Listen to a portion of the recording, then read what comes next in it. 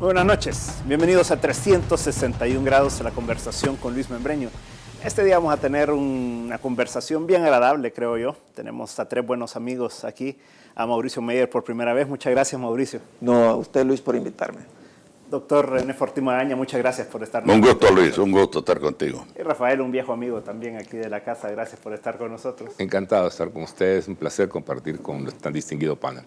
Bueno, lo que vamos a hablar es de lo obvio, ¿verdad? Y es qué ha pasado en el país. Pero nos da sus apreciaciones, Mauricio, de cómo ha visto el proceso electoral, cómo ha culminado la primera parte y cómo esperaría usted que fuera avanzando ya hacia la segunda parte, ¿verdad? Mire, los resultados de esta primera vuelta electoral creo que se pueden analizar desde un punto diferente a lo que hemos venido viendo en todos los medios de comunicación.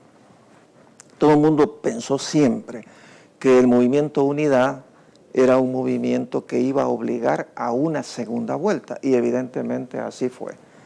Los 300,000 votos que el Movimiento Unidad obtuvo son los 300,000 votos que le hicieron falta al Partido Arena para ganar en primera vuelta.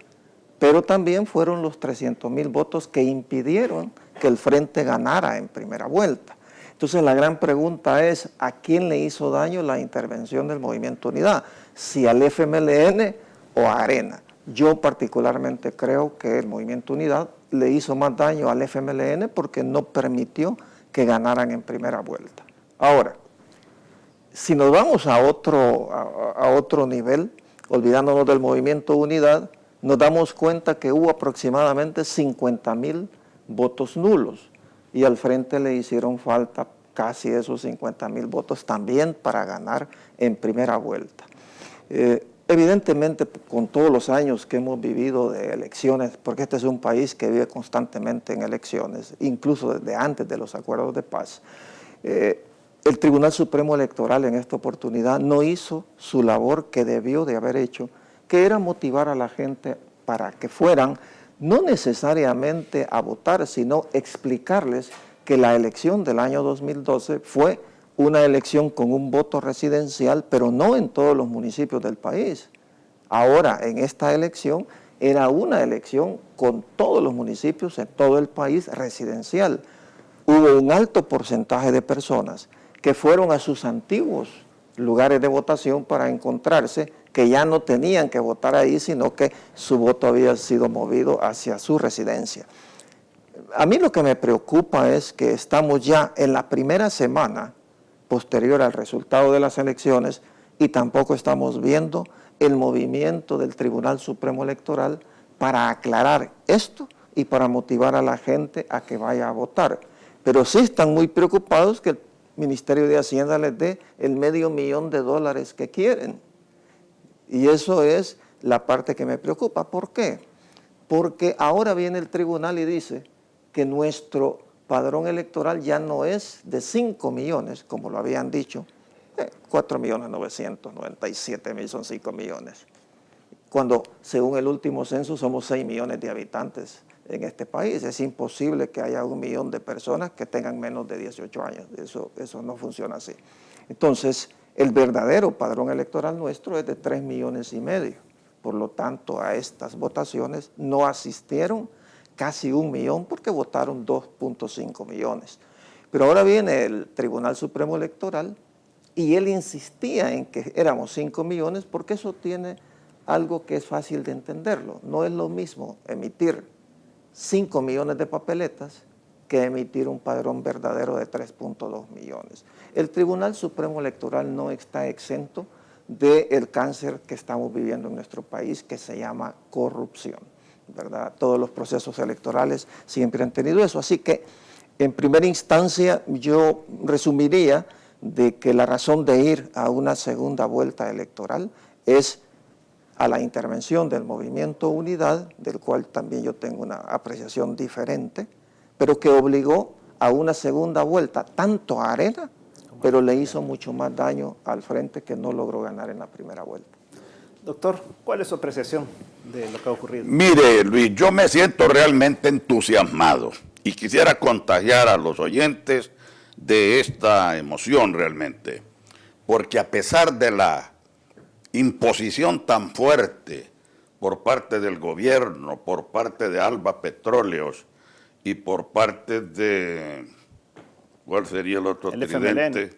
¿Cuál? El FMLN. El FMLN, propiamente dicho, que ha sido una campaña verdaderamente brutal, pues francamente, con todas las horas en la televisión, aquí la cantidad de recursos que se ha utilizado, con la presidencia de la República totalmente desbordada, incluso el mismo día de las elecciones, al punto que la Comisión de Vigilantes de la OEA le llamó expresamente la atención al Tribunal Supremo Electoral por haber permitido esas incidencias de la presidencia de la República el día de las elecciones.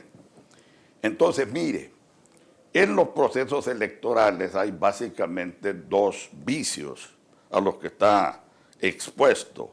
Uno es el fraude y el otro es la imposición. Bueno, hasta donde yo he visto, fraude realmente no ha habido, y hasta me atrevería a felicitar al Tribunal Supremo Electoral por las novedades logísticas y tecnológicas que ha implantado pues, para las últimas elecciones. Pero si no ha habido fraude, ha habido sin embargo una brutal imposición. Por todo lo que le digo, mire, el Tribunal Supremo Electoral permitió permitió propaganda desde hace más de 2 años. Los funcionarios y los empleados públicos salieron a hacer propaganda cuantas veces quisieron. Incluso hubo un decreto ejecutivo que autorizó a los funcionarios y a los empleados, si no recuerdo mal es el decreto 311 ejecutivo, que la Sala de lo Constitucional lo declaró inconstitucional, ¿verdad? Porque autorizaba, pues, en contra de lo dispuesto por la Constitución, a que los funcionarios y empleados salieran realmente a hacer propaganda. El Tribunal Supremo Electoral, por otra parte, impuso una vigilancia, una censura un poco rara, porque realmente nos impidió a los votantes conocer las hojas de vida de los candidatos. Yo me imagino que tienen páginas muy luminosas estos candidatos, pero también me imagino que pueden tener páginas muy oscuras. Y nosotros los electores tenemos el derecho a saber cuáles son esas brillanteces y cuáles son esas oscuridades.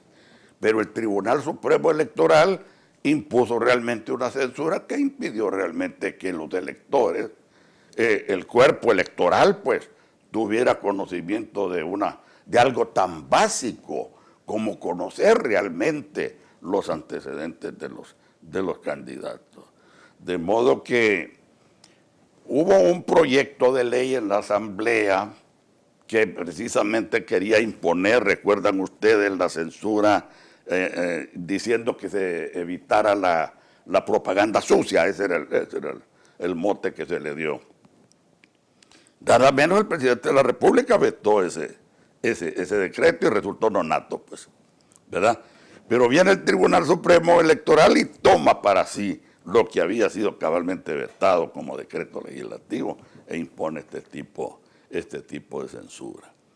Entonces, con los dineros que ya sabemos que son de origen extranjero, de Alba Petróleo, con el propio partido que tal vez fue el menos protagonista, porque aquí el gran protagonista, como si él fuese el candidato, fue el presidente de la República, en una actitud que verdaderamente nos tiene asombrados a todos. Porque yo no recuerdo, mi vida ya es prolongada, pues yo he vivido mucho tiempo, pero yo no recuerdo que el general Maximiliano Hernández Martínez, por ejemplo, uno de nuestros dictadores más enigmáticos y conocidos, saliera a última hora ahí gritando, ¿verdad? Y fíjese que hay una cosa interesante. El general Maximiliano Hernández Martínez fue un gran administrador, hombre. con un presupuesto pequeño hizo grandes obras. ¿Y por qué cayó el general Hernández Martínez? Por el deseo de libertad del pueblo salvadoreño. La huelga del 9 de mayo, después de los sucesos del 2 de abril, ¿fue por qué? ¿Fue porque era mal administrador Martínez? ¿Fue porque era ladrón? No, fue por el ansia de libertad del pueblo salvadoreño. Nosotros nos olvidamos de esas cosas y realmente ahora subestimamos la libertad, eso no vale nada. Lo que queremos es realmente que nos den esto, que nos den la otra y hasta se nos reducen los impulsos vitales para emprender cosas buenas en el país. No, la libertad es un valor que se traduce también en cosas concretas como el emprendedurismo, ¿verdad? Como la creación de trabajo, como la creación de negocios, de modo que tampoco es una cosa tan abstracta. Bueno, he combinado una serie de factores para decirles que a pesar de la brutal imposición que ha habido aquí en el país, afortunadamente ese puntito que nos tuvo realmente en ascuas el día de las acciones frente a los monitores de televisión, no llegó. No llegó y ese puntito realmente nos está diciendo que tenemos que duplicar nuestros esfuerzos y este es el mensaje que yo quiero dejar ahora, de ninguna manera de pesimismo ni de decaimiento, sino de exaltación a todas nuestras fuerzas para que realmente en estos momentos demos la lucha para escalar realmente la situación en que actualmente nos encontramos. Vamos a un corte comercial. A la vuelta, Rafael, le doy la palabra para que pueda darnos sus impresiones sobre lo que ha ocurrido. En un momento estamos de nuevo con 361 grados.